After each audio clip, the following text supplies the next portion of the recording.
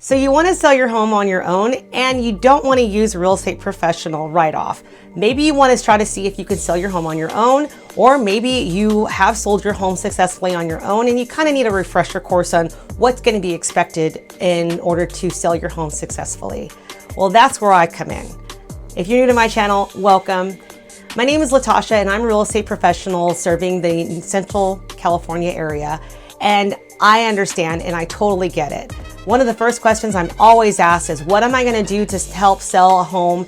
And then also, what's my commission? Commission being the biggest thing. So you're probably trying to save on commission if you're planning on going it alone. Or maybe, like I said, you've been successful in the past in selling your own home and you kind of want to just get an idea of if you're on the right track when it comes to selling your home. So the first 5 steps I'm going to be talking to you about in this video are actually going to be getting you prepared to put your home on the market. And then the final 6 steps, so there's 11 steps total, is actually the negotiation process, the contract, and all of that goes into getting to the close of escrow. And let's go ahead and get into it.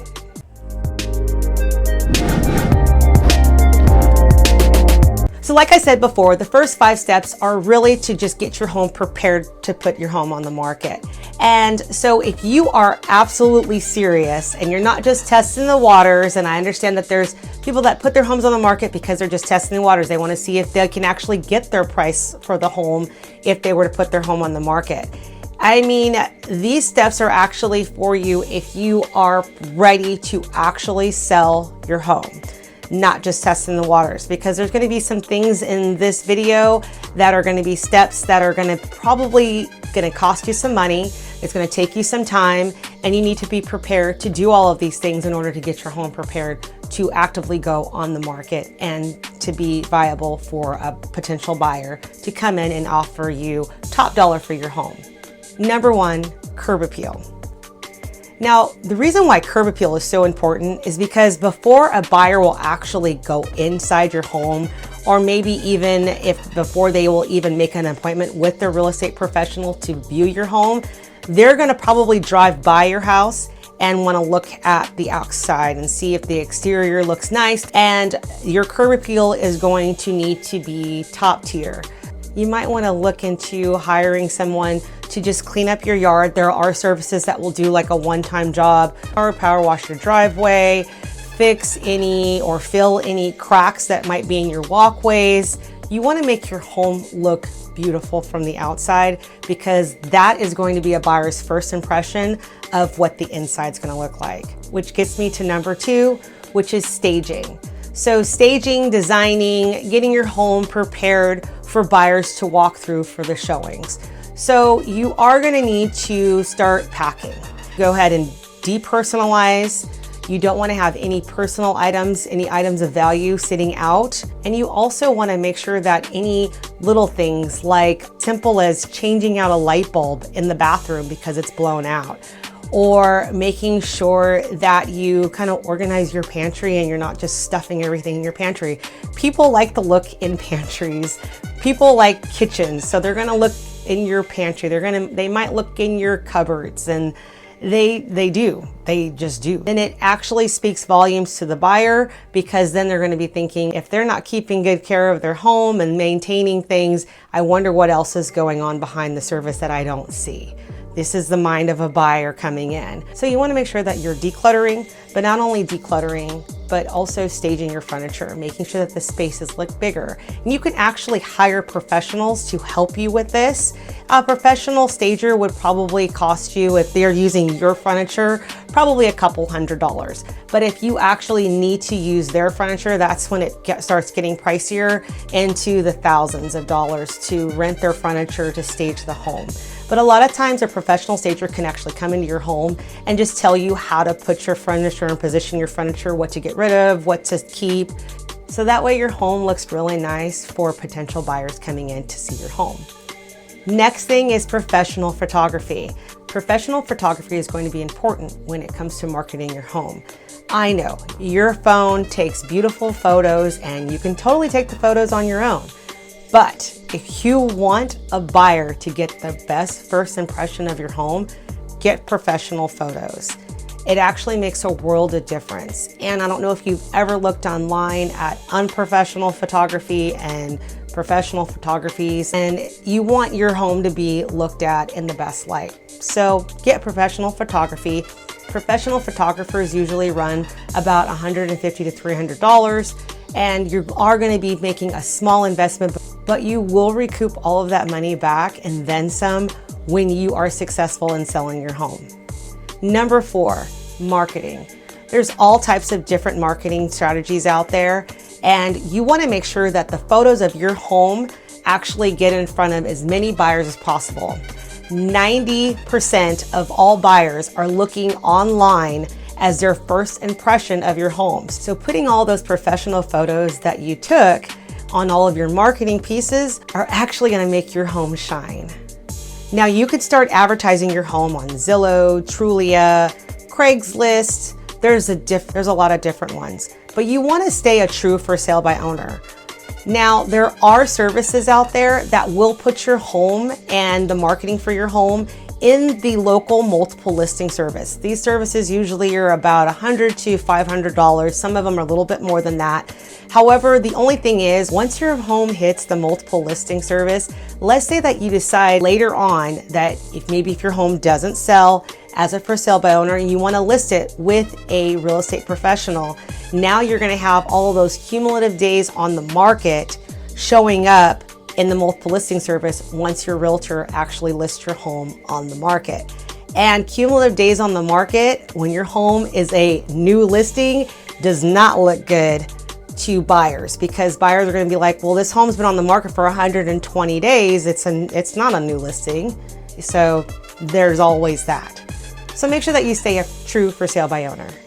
Number 5 is a comparative market analysis, a CMA. So this is something that you can actually do on your own. And what a comparative market analysis is a comparison of all the active, pending, and sold homes that are a quarter mile, half mile, all the way up to a mile radius of your home. And if you live in a rural property, you might even want to go 5 to 10 miles out and look at homes that have comparable features that your home has. So you want to compare lot size, square footage, bedrooms, bathrooms, and also any special items like a pool, or if your home has recently been updated. These are all going to be things that you need to take into consideration when you're pricing out your home.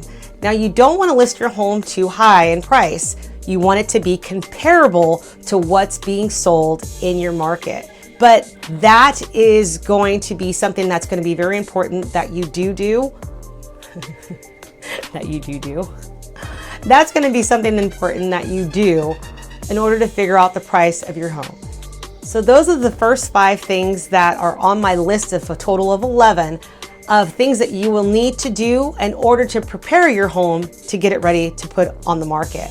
Now, if you're unsure of what season you'd like to sell your home in, then please go ahead and watch the video that I have posted below. And I also have at the end screen of this video on what season is the best season to sell your home. That video is going to help you with figuring out when are the hot seasons to sell your home and what is that communicating to potential buyers when you are selling your home. All right, so let's get into the rest of the list. Number 6, showings. So it's going to be important that you coordinate showings with the buyer's agent or with the buyers that are coming in to look at your home.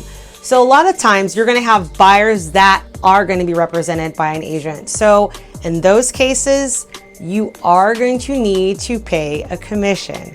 Let me repeat that.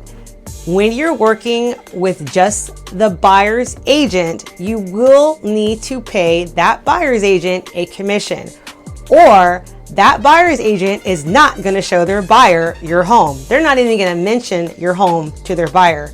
You need to be prepared to pay a fair commission, because as a buyer's agent, the buyer's agent's really going to have to pick up the slack for where you have no knowledge of the negotiation and the contract, the documentation. And so therefore, paying lower than market value for a commission to a buyer's agent is going to deter buyer's agents from showing buyers your property. So just be aware. Also, when you're doing showings, I understand that you're gonna wanna be in the home, but I'm gonna caution you from doing this. Buyers want to freely see the home with their agent. They want to be able to discuss features that they like, that they don't like about the home, maybe even discuss different strategies for maybe writing you an offer that the buyer doesn't want you to hear. So maybe stepping outside for a moment. But if you want to make it convenient, especially if you watch that video I was telling you about the different seasons and dealing with different types of buyers in each season that you're going to most likely be selling your home, it's going to be imperative that you make it as convenient as possible for a buyer to view your home when they want to view your home. 7, negotiating. So negotiating without a real estate professional is going to be difficult. And the reason why I say it's going to be difficult for you as the homeowner is because you do have emotional ties to your money that you're going to be getting out of this house, and emotional ties to the house in general. So when it comes to talking about money that you're going to be putting in your pocket and negotiating those terms with a potential buyer, then things can start to get a little emotional. You have to remember that a buyer's agent is not your friend. The buyer's agent is looking out for their buyer, their fiduciary. A fiduciary means that they actually have a duty to their client in order to make sure that they are negotiating the best on their behalf, that they're doing everything in good faith for their buyer. They don't work for you, the seller. They work for the buyer. So remember, that buyer's agent is not your friend.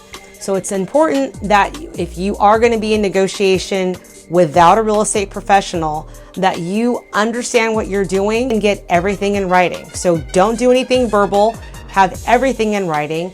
I even suggest that if you are going to go this alone, that you even hire maybe a real estate attorney to help you with navigating the negotiations and understanding the contracts and the documentation that's going to go with having to negotiate for your home.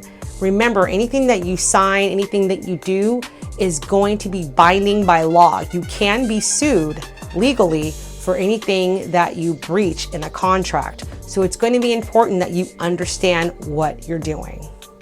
Having a real estate professional on your side at this point could actually benefit you greatly in this situation, because as a real estate professional and broker that's going to be taking on a listing of your home is actually going to be taking on a brunt of a lot of that legal liability for you. So in the negotiations, you're going to be negotiating terms and price of the home. So the terms usually are the buyer's contingencies. If the buyer is going to want any repairs, if they're going to want to do any inspections of the home prior to the close of escrow, they're going to want an escrow period of about 30 to 45 days. Sometimes it could be shorter periods than that, but it's usually typically about 30 to 45 days, sometimes 60 to 90 days, but these are all standard terms that you're going to find in a contract. It's going to be important that you understand the terms and conditions that you're going to have with you and the buyer and the buyer's agent. Number 8, contract signing. So when the buyer is actually ready to submit an offer on your property, they are going to be sending you a written contract. Remember, don't do anything verbally. If you are verbalizing it, then it does not exist. In a court of law, they want to see, especially for property, everything must be in writing. Even if it's in an email writing, everything must be in writing. If you're working on the other side with a real estate professional, they know this because their broker is going to be very stickler about making sure that everything that's agreed upon between the seller and the buyer is in writing to help them with any legal liability that might come down the line if anything goes awry. So it's important that you understand the contract and read through it. And like I said, if you really want to, have a real estate attorney on standby to read through your contract to help you with this. So you might want to hire that real estate attorney right off, just so you always have them on standby when you are ready to have them review any legal documentation. So after you've come to an agreement regarding the terms and conditions and the price of your home, then you're going to be going into what's called the escrow period. You usually have 5 days from the date that you accept the buyer's offer to get them all of your disclosure documents. So these are actually standard disclosure documents that you can obtain through the California Association of Realtors. You can purchase these documents. You can actually get them from real estate attorneys or a real estate professional. But as a real estate professional in California, they cannot give you blank forms if they're not representing you, and their broker's information is at the bottom of all these forms. So it's not like something that we can just pass out and give you like a blank copy of. You are going to need to purchase these documents on your own. Make sure that you get all disclosure documents to the buyer in the time that's allotted in your contract, because by not doing so, you are actually giving your buyer more time to cancel the contract. And make sure that you disclose everything. Oh my gosh, I can't even stress this enough. Disclose everything, everything, everything. Even if you're not even sure if you need to disclose it, disclose it. I'm going to tell you a story, and this is actually a story about a seller that I represented that did not disclose that the roof that he put on the home 4 years ago did not have permits. And in the state of California, you have to have a permit to install a roof. And he did not have permits on the roof. He did not disclose this to the buyer. So when I found this out as a listing agent, I made him revise the disclosure documents and resubmit them to the buyer.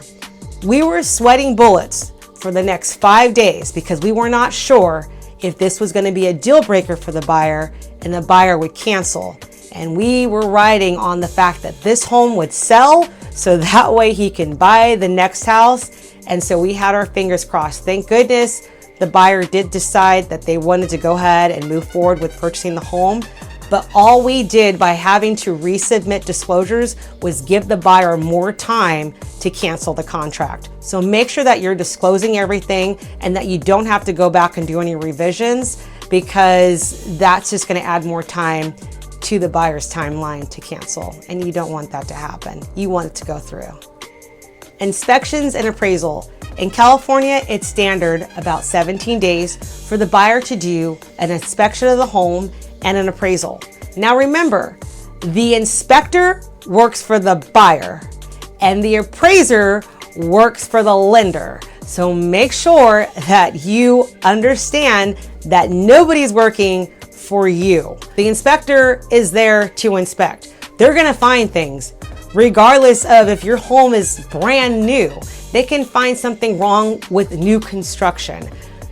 But don't fret over an inspector coming in, and I'd be probably more worried about an appraiser coming in, because the buyer that's going to be financing their loan to purchase your home, if that appraisal doesn't come in at least your asking price or what the purchase price is, then the buyer is going to be coming back to you asking for either a renegotiation in the price, a price reduction, or they're going to be getting out of the contract. So just be aware of this. Number 11 is title and close. There's gonna be title documents that you're gonna sign. There's gonna be loan documents and title documents that the buyer is going to sign.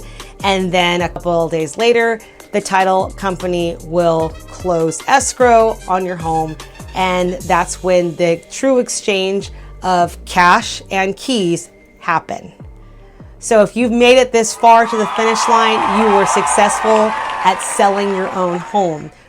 Remember, before you get to steps 6 and 7, where you're actually negotiating contracts and everything, if you want to hire a real estate professional or a real estate attorney, that's the time to do it. You do not want to be doing this while you're in the middle of contract, because at that point, a real estate professional is not going to be able to help you. You may still be able to hire an attorney to help you with the process, but you're going to be under strict time restraints to do so. So I hope this is just giving you a little bit of guidance. Remember, if you want to find out what season to sell your home, please watch the video somewhere on the screen here.